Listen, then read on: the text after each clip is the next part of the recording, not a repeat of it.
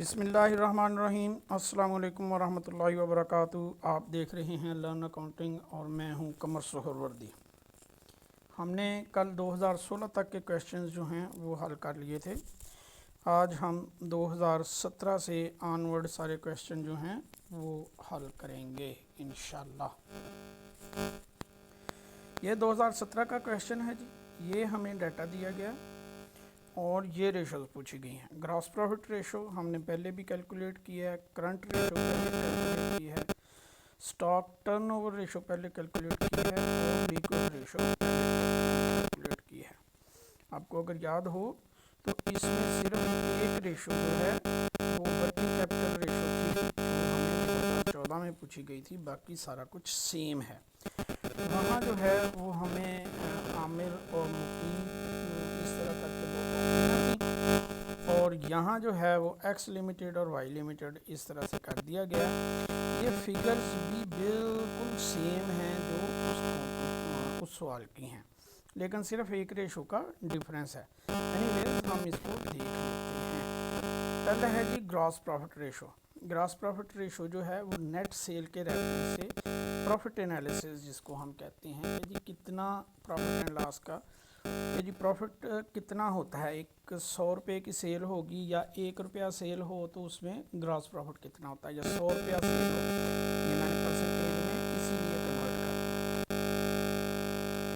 तो आगे जो एडवांस अकाउंटिंग के स्टूडेंट्स हैं, आगे मतलब प्रोफेशनल्स हैं या अगले लेवल पे MBA लेवल पे हैं, उनका ये होता है कि ये रेशो एनालिसिस सिर्फ कैलकुलेशंस नहीं होती हैं। रेशो एनालिसिस के साथ आपको कमेंट्स देने होते हैं, तो कमेंट्स के लिए भी उन्होंने डाटा प्रोवाइड किया हुआ होता है। जैसे ये दो कंपनी हैं, तो यहाँ हमें लिखना पड़ेगा कि ये कंपनी जो है वाई लिमिटेड जो है ये भी सेम इंडस्ट्री की कंपनी है, इनका प्रॉफिट ग्रॉस प्रॉफिट जो है वो मच हाई है एक्स कंपनी का। तो वाई कंपनी जो है वो बेहतर परफॉर्म कर रही है इन टर्म्स ऑफ ग्रॉस प्रॉफिट।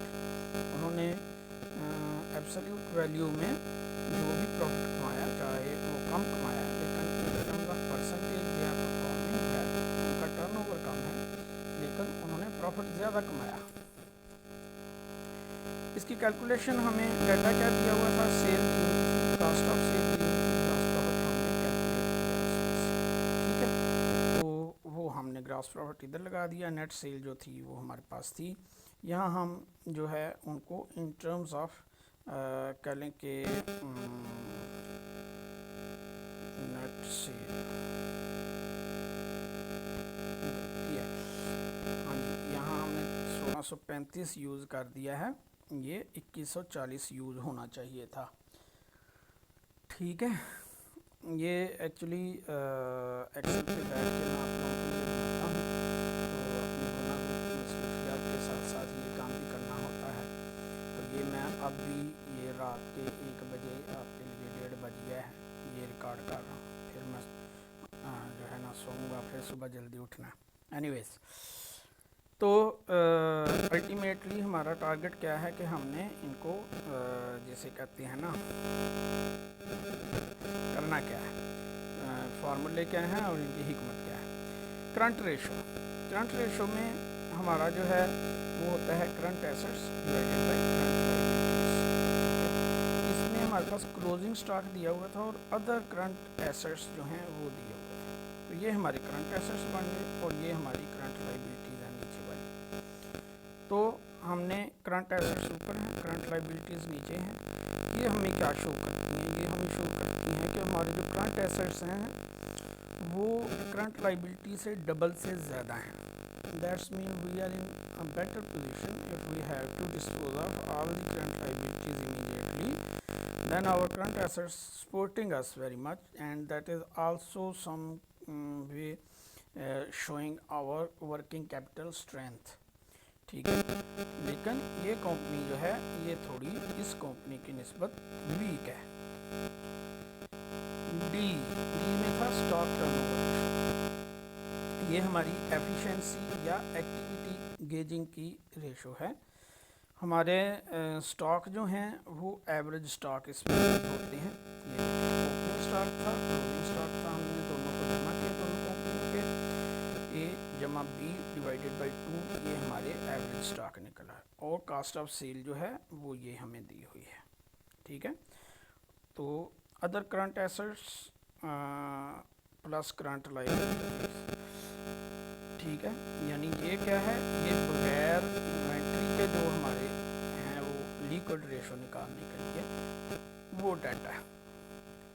अच्छा जी, स्टॉक टर्नओवर में हमारे पास कास्ट ऑफ सेल है, और इसमें से हमने स्टॉक पे डिवाइड किया 4.8 का मतलब है ये साल में इतनी दफ़ा ये जो है वो पहले के स्टॉक जो है वो रोटेट करता है, या 365 को ऊपर रख के इस पे हम डिवाइड करेंगे तो हमारे स्टॉक की एज क्या है जिस दिन एंटर होता है, तो कितने दिन में सारा स्टॉक जो है वो डिस्पोज ऑफ हो जाता है।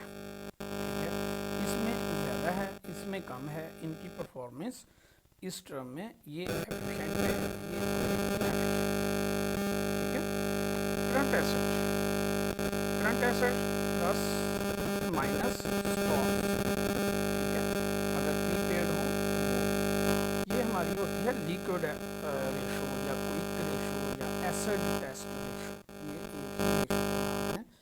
लिक्विड रेशो इसलिए कहते हैं कि लिक्विड कहते हैं, यहाँ हम माया को नहीं कहते, जो बह जाने वाली चीज़ें होती हैं, लिक्विड चीज़ें होती हैं, वो नहीं होती। यहाँ लिक्विड का मतलब जो अकाउंट्स में होता है वो होता है कैश या इजीली एनकैशेबल, जो हमारे सिक्योरिटीज़ हैं या कोई प्राइस बॉन्ड पड़े हुए हैं, जेवर है, सोना है, इस तरह के रिजल्ट भी तो हो सकते हैं हमारे पास, तो जो इजीली कन्वर्टेबल टू कैश हैं। अभी जाएं बाज़ार में ज़्यादा नुकसान किए बगैर आप उनको सेल करेंगे और नए एसेट्स नया जो है वो कैश आप ले आएंगे।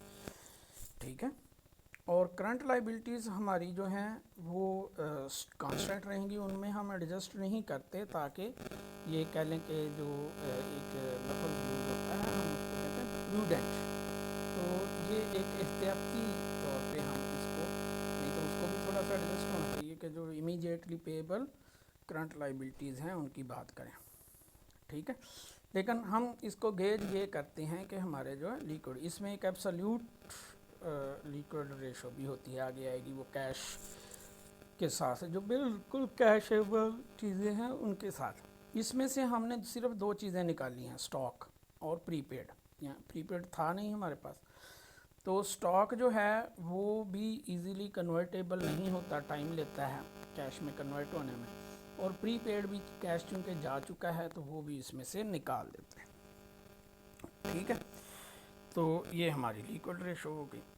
ये सवाल जो है ये हमारा ऑलमोस्ट पहले भी डिस्कस हो चुका, 2017 बी, ये सेकंड टाइम का क्वेश्चन है। इसमें है gross profit ratio, operating ratio, stock turnover ratio, operating profit ratio और नेट प्रॉफिट। 5 रेशोज हैं और सारी ये प्रॉफिट एंड लॉस अकाउंट से रिलेटेड ही रेशोज हैं, इसीलिए ये हमें प्रॉफिट एंड लॉस दिया हुआ है। लेकिन इस प्रॉफिट एंड लॉस में हमने चलाकी ये की है कि ये हमारा इंटरेस्ट इन्वेस्टमेंट इधर डाल दिया और इंटरेस्ट ऑन डेट यहाँ डाल दिया। ये हमारा जो नीचे आ रहा है ये नेट प्रॉफिट है, हमें चाहिए ऑपरेटिंग प्रॉफिट और ऑपरेटिंग एक्सपेंसेस, तो हम इन दोनों चीज़ों के बगैर जब निकालेंगे तो वो हमारे हो जाएंगे ऑपरेटिंग प्रॉफिट एक्सपेंसेस, और उसके बाद हमारा ऑपरेटिंग प्रॉफिट निकलेगा।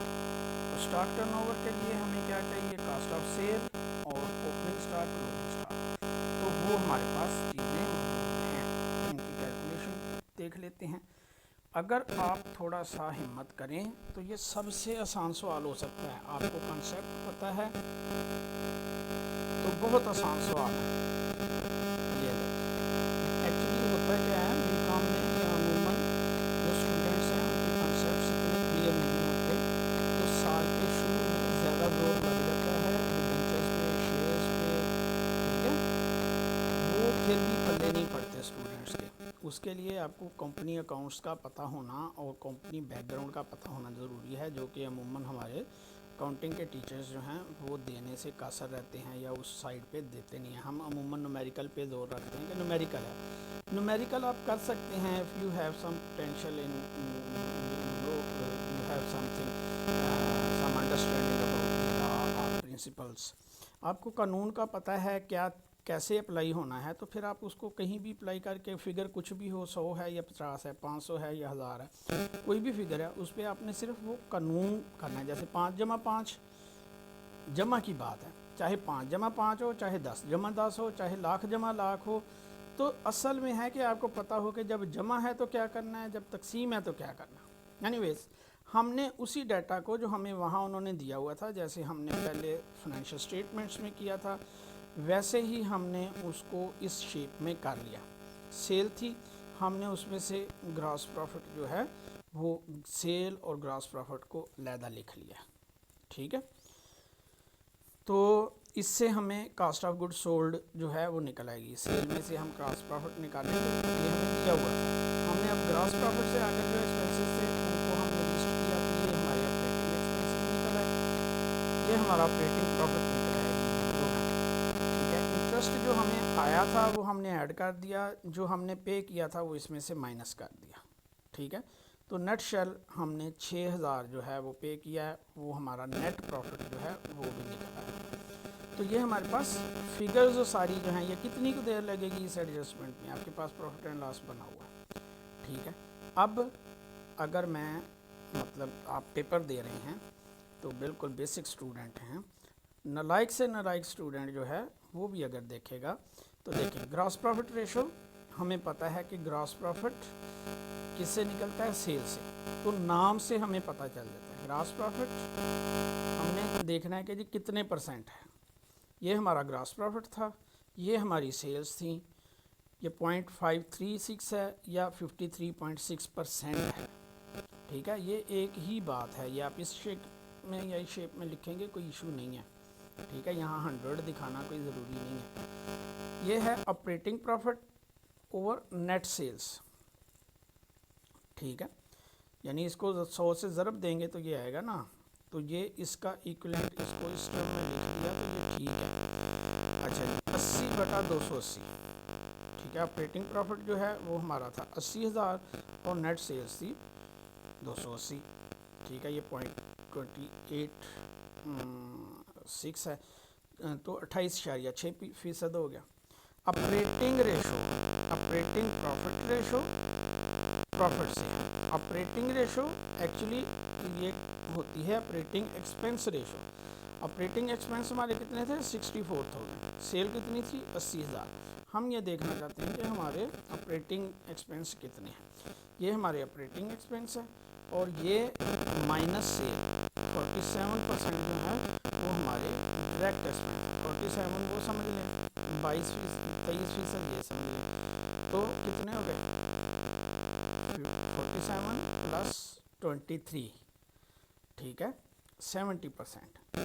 ठीक है, तो ये हमारा जो है वो तकरीबन 30% के करीब ये हमारा जो है, ये 9 और 6 भी तो है ना, तो 71.4 है, तो ये 28.6 जो है वो नेट प्रॉफिट है।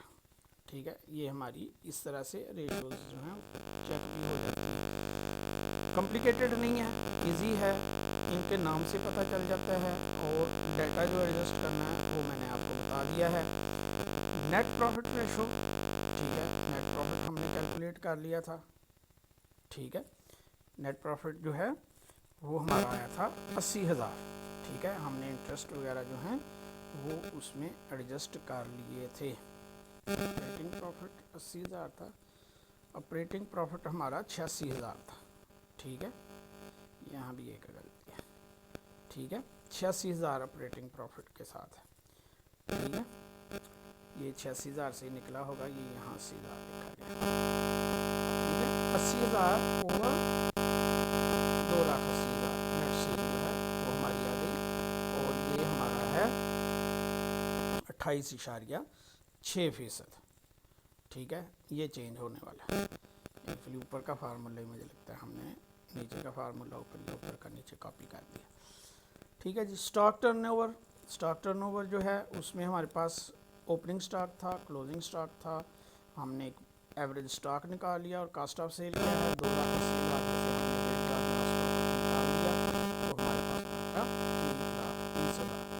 ठीक है, तो 1,30,000 डिवाइडेड बाई एवरेज स्टॉक 15,000 बना है 8.67 टाइम। दैट्स मीन हमारा स्टॉक जो है वो साल में तकरीबन 9 दफ़ा रोटेट करता है। ठीक है जी। Following data are taken in, ये आप लोग अगर नहीं रखें तो मैं अमूमन क्या करता हूँ कि इस तरह अगर मुझे कोई गलती नज़र आती है तो मैं उसको रीडू कर देता हूँ, लेकिन अभी मुझे लालच ये है कि मैं आप लोगों को कुछ और हल कर दूँ आपके पेपर्स के रिलेटेड। दूसरा कल मैं एक्चुअली अब ओकेजनली दफ्तर जाता हूँ, यहीं से बैठ के काम करता हूँ, तो कल मैंने दफ्तर नहीं जाना, इसलिए मैं इसको मालूम रखता हूँ कि मैं इसको ऐसे ही रिकॉर्ड करवा रहा हूँ कंटिन्यूसली, तो मैं वहाँ रोक के उसको ठीक करके आपको अपलोड कर देता हूँ। तो आप इसको करेक्ट कर लीजिएगा। मैं साथ साथ ये उसको छुपाने की हाइड करने की कोशिश नहीं कर रहा, आपको बता रहा हूँ पहले ही साथ साथ कहाँ गलती हुई है। तो ये हमारा डाटा है जी। इसमें हमें 2 कंपनियों का डाटा दिया गया और हमसे 5 रेशो पूछी गई हैं। दी वर्किंग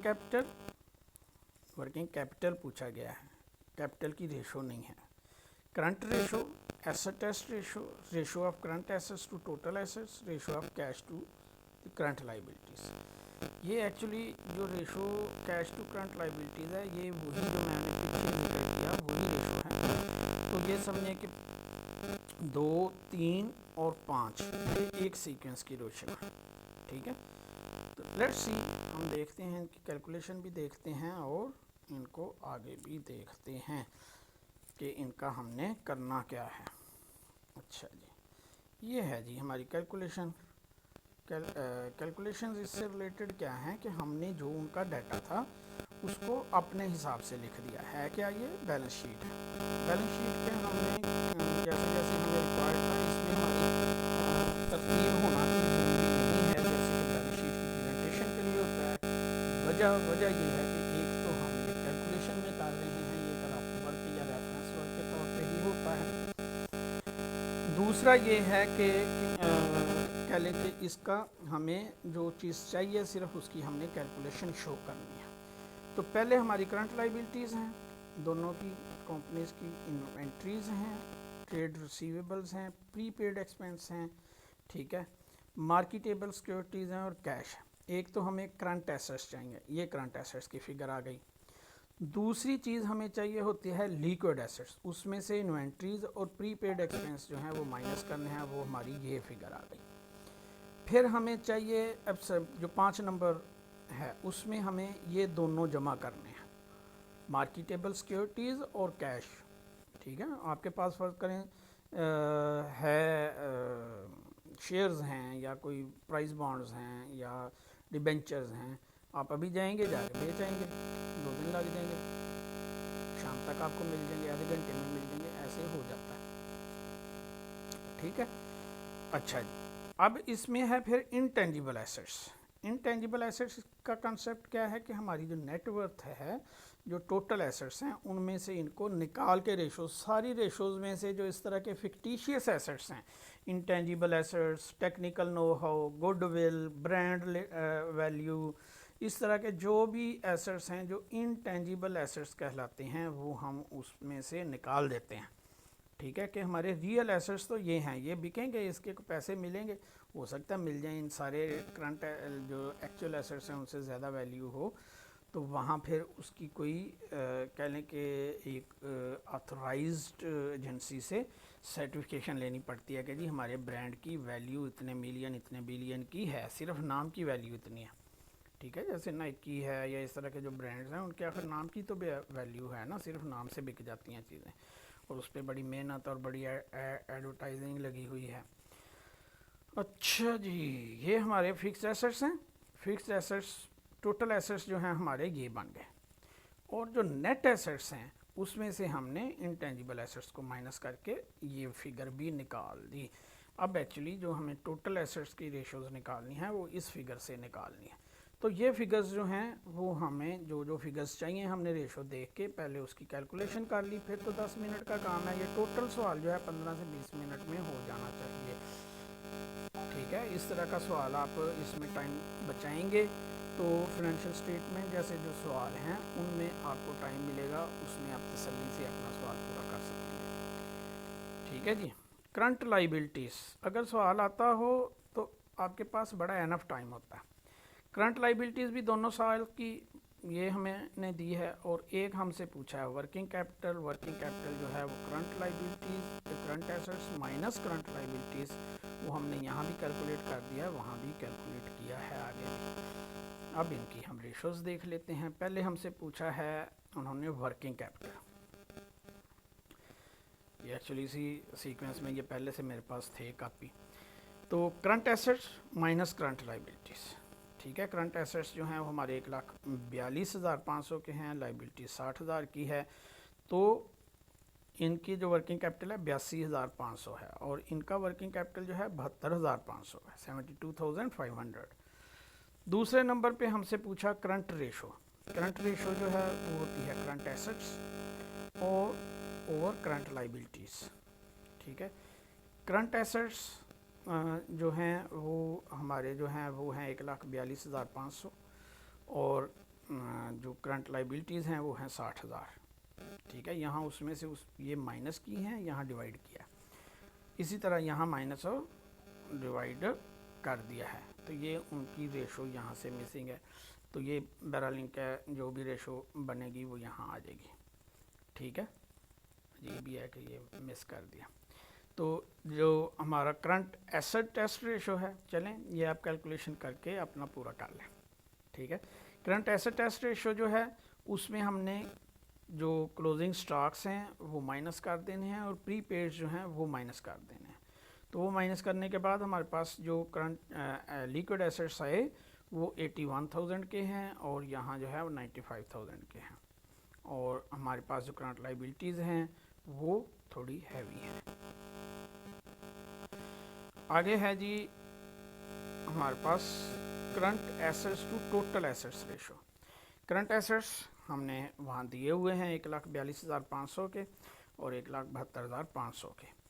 करंट एसेट्स में टोटल एसेट्स में से हमने जो है इनटेंजिबल एसेट्स माइनस कर दिए, तो हमारी जो करंट एसेट्स हैं वो हमारे एसेट्स का 62% है, और यहाँ 65% है। इसका मतलब है कि हम जो है वो करंट एसेट हमारे पास ज़्यादा है, रेशो ज़्यादा है। अच्छा जी, एक ये हमसे पूछा था current cash to current liabilities.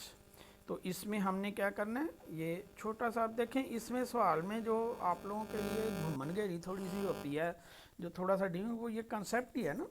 अब ये मार्केटेबल सिक्योरिटीज़ इस सवाल में लिखा है, किसी और सवाल में वो कोई और नाम इसका लिख सकता है। ये अब आपने देखना है कि नाम जो भी लिखा हो ये चीज़ जो है वो इजीली एनकैशेबल है।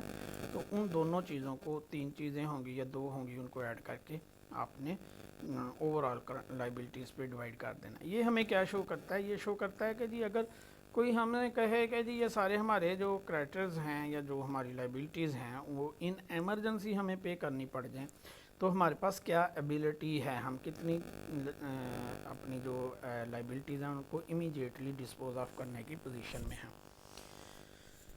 अब जी हमारे पास आ गया अगला सवाल 2018 बी में हमसे उन्होंने पूछा है करंट रेशो, सब में ही है तकरीबन, लिक्विड रेशो सब में ही है तकरीबन, डेट इक्विटी रेशो पहले एक दफ़ा आ चुकी है, और प्रोप्राइटरी रेशो, ठीक है।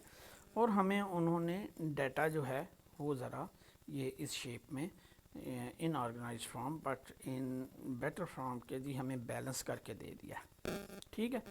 अब हम इसको अपने अंदाज में देख लेते हैं। हमने उनके डाटा को अपने अंदाज में जैसे जैसे हमें चाहिए था, हमें क्या चाहिए, liquid ratio, current ratio. Current ratio में हमें करंट एसेट्स और करंट लाइबिलिटीज़ सेपरेट चाहिए, ये हमने सेपरेट कर ली। फिर हमने करंट लाइबिलिटी एसेट्स में से स्टॉक और प्रीपेड एक्सपेंसेस को माइनस कर दिया, और ये हमारी लिक्विड एसेट्स जो हैं वो आ गए। फिर हमें जो है ये लिक्विड और लाइबिलिटीज़ के साथ हमारी जो निकलनी है रेशो, वो दूसरे नंबर की रेशो, उसकी कैलकुलेशन पूरी हो गई। फिर हमारे फिक्स्ड एसेट्स हैं, उनकी हमने लिस्ट बनाई। तो अगर कोई इनटेंजिबल एसेट होता वो हम यहाँ से माइनस करते, और ये हमारे टोटल एसेट्स जो हैं, ये 2 टोटल एसेट क्यों लिखे हुए हैं, एक इंटेंजिबल के साथ है, एक इंटेंजिबल के बगैर है, तो ये दोनों बराबर ही हैं। तो ये हमारे टोटल एसेट्स हो गए। इसी तरह लाइबिलिटीज़ को हमने current liabilities, long term liabilities और जो शेयर कैपिटल है, शेयर कैपिटल की ये दो चीज़ें। अब ये देखें, ये इसका रिज़र्व फॉर कॉन्फिडेंस, कोई भी नाम रख दें। रिज़र्व्स जो हैं वो ओनर्स के ही हैं, उन्होंने अपने लिए रखे हुए हैं। उन्होंने सिर्फ अपने प्रॉफिट के मुख्तलिफ नाम रख के उनका जनरल रिज़र्व है, फ़लाँ रिज़र्व है, फ़लाँ रिज़र्व है, ये ओनर्स के रिज़र्व हैं। ठीक है, तो ये हमने ओनर्स पॉकेट जो है वो बना दी।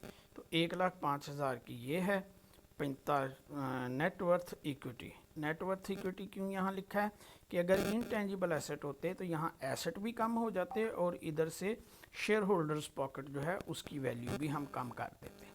यहाँ से भी माइनस हो जाता, यहाँ से भी माइनस हो जाता। ठीक है, फिक्स्ड एसेट्स में से अमूमन उसको हम निकाल देते हैं और फिक्स्ड एसेट में ही उनका जिक्र किया जाता है। ये भी मैंने बताया था कि क्यों, क्योंकि वो एक जो हमारे एक्सपेंस हैं उनको तो हम प्रॉफिट एंड लॉस में ले जाते हैं ना, और वो हमारा प्रॉफिट डिटरमिन करने में काम आ जाते हैं। उसके बाद उनका बैलेंस आगे नहीं जाता, अगले साल एक्सपेंस जो हैं वो ज़ीरो से शुरू होते हैं। तो उस ये जो होते एक्सपेंस हैं, प्रीलिमिनरी एक्सपेंस या जो भी इस तरह की चीज़ें हैं, उनको हमने कैपिटलाइज कर दिया कि ये जो एक्सपेंस आज हम कर रहे हैं ये साला साल चलना है। ठीक है, तो इसका बेनिफिट साला साल चलना है, तो इसको हम कहते हैं कैपिटलाइज कर लेना। तो उसको हमने कैपिटलाइज किया होता है, तो वो यहाँ से भी हम माइनस कर देते हैं, यहाँ से भी माइनस कर देते हैं। अच्छा जी, अब इसका हम रेशोज देख लेते हैं। करंट रेशो, ठीक है, current assets minus over current liabilities, ये हमने डिवाइड की हुई थी कैलकुलेशंस। 1,05,000 ओवर 20,000 बराबर है 5.3। ठीक है, यानी हमारे करंट एसेट्स जो हैं लाइबिलिटी से 5 गुना ज़्यादा है। वेरी हेल्दी, मोटा ताज़ा। Current assets minus stocks minus prepaids, तो हमारे जो लिक्विड एसेट्स हैं वो 48,000 के हैं और लाइबिलिटीज़ 20,000 की। सारे भी हमसे मांगने आ जाएं, सबको हम पे कर दें तो भी हमारे पास पैसे बच जाएंगे। हम लाइबिलिटीज़ से 2.4 गुना बड़े हैं। ठीक है, ये हमारी लिक्विड है। आगे है जी total debt to equity ratio. Total debt ये यूज़ करते हैं। डेट इन फैक्ट लफ्ज़ जो है वो फाइनेंशियल स्टेटमेंट्स में लॉन्ग टर्म लोन्स के लिए ही बोला जाता है, लेकिन यहाँ जो है वो हमें कह लें कि टोटल लाइबिलिटी की टर्म में यूज़ करते हैं। तो हम टोटल लाइबिलिटीज़ हमारी कितनी हैं, 20,000 की करंट हैं, 25,000 के डिबेंचर्स हैं, 45,000, और हमारी इक्विटी कितनी है 1,05,000।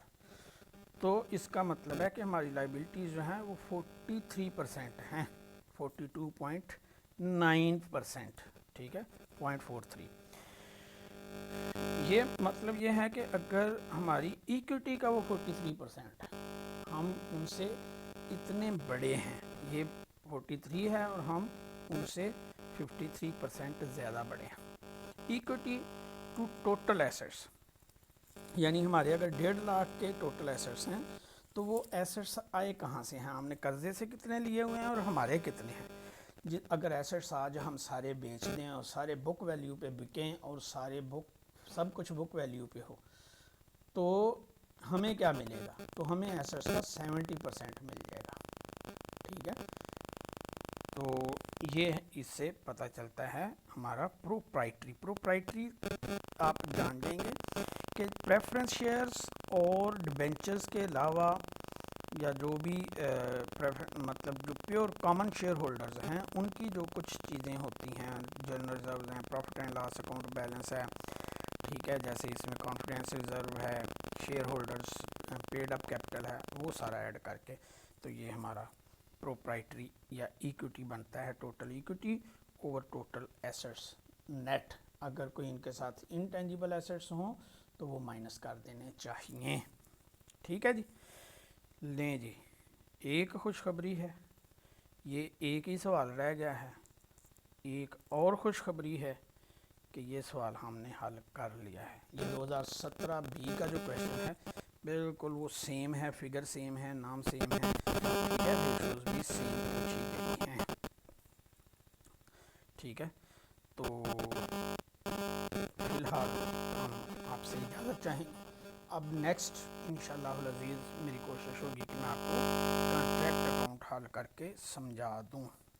दुआ कीजिएगा। अल्लाह हाफिज़।